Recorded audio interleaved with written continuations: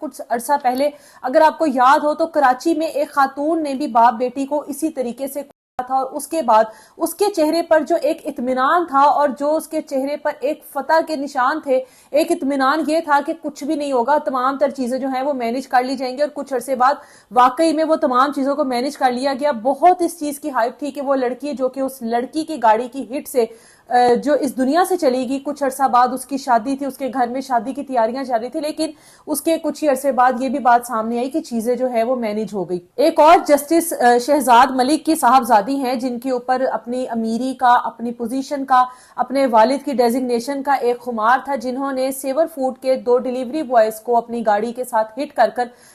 کیا تھا، اور اس کے باوجود کہ ان کو کوئی پوچھتا، اس کے باوجود کہ ان کو انصاف ملتا، اس لڑکی کا اپنا ہی بھائی جا کر ان کو دھمکیاں دیتا رہا تھا اور ان کو اپنا اثر و رسوخ بتاتا رہا تھا کہ جو بھی ہوگا چیزیں مینج ہو جائیں گی، اور ہوا بھی بالکل ایسے ہی تھا کہ تمام چیزوں کو مینج کر لیا گیا تھا، کہیں پر کچھ نہیں ہوا تھا۔ اب بات کی جائے اگر ابو ذر کی، جو کہ ویڈیوز بنا رہا تھا اور جس تیز رفتار کے ساتھ یہ اپنا V8 چلا رہا تھا بلکہ اڑا رہا تھا، اس کو اس چیز کی بالکل ہوش نہیں تھی کہ آگے کون آ رہا ہے۔ 16 سال میں ایک ایسی گاڑی بچے کو دینا جو کہ اس کے کنٹرول سے باہر ہوتی ہے اور انسانی جان کا ضیاع ہوتا ہے،